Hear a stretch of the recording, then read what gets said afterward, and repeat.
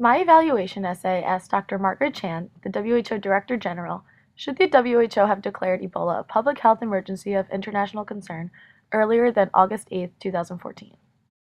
First, let's look at some background statistics on Ebola, and also what it means when the WHO declares a public health emergency of international concern, or a PHEIC. As of November 19, 2014, total case count was 14,098, with a total death count of 5,160. Cases have been reported in Liberia, Sierra Leone, Guinea, Nigeria, the USA, and Spain.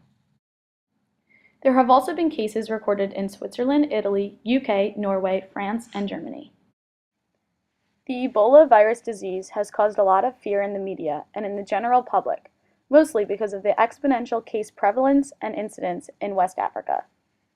Contrary to what many people think, Ebola is not spread through the air, by water, or by food.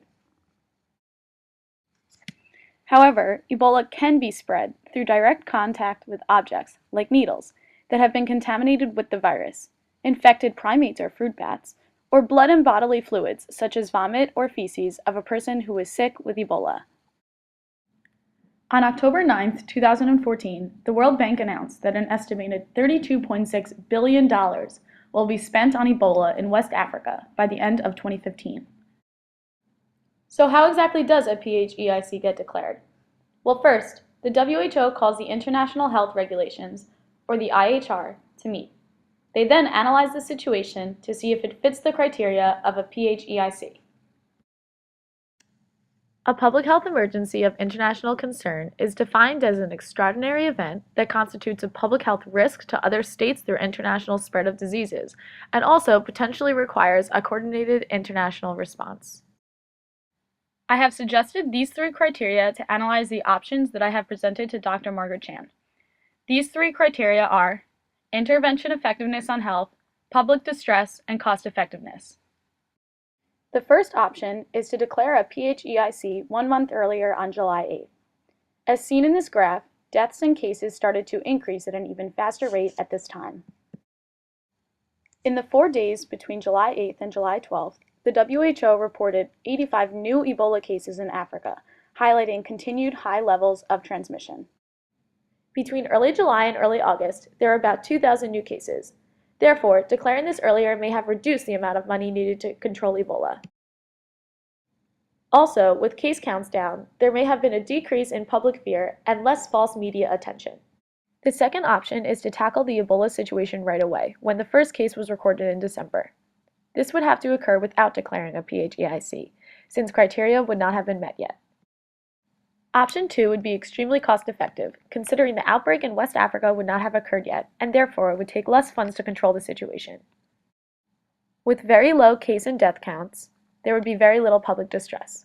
This option, however, is very unlikely. The WHO does not have a big budget to begin with, and without a PHEIC declaration in place, there would be very little funds. On the day of the PHEIC declaration, Dr. Margaret Chan was quoted saying, "We have actually mobilized all assets in the WHO. We are extremely stretched." This exemplifies how the WHO is trying their hardest, but just doesn't have the adequate funds. Lastly, option 3 consists of acting as Dr. Margaret Chan did and declaring the Ebola outbreak in West Africa a PHEIC on August 8th. At this point, however, the Ebola virus disease was already out of hand. This option is very expensive, and expenses will probably keep increasing. People of all different nations were extremely intimidated and fearful of the high case and death counts. The incorrect transmission information provided by the media did not help. My recommendation to Dr. Margaret Chan and the rest of the WHO is option 1.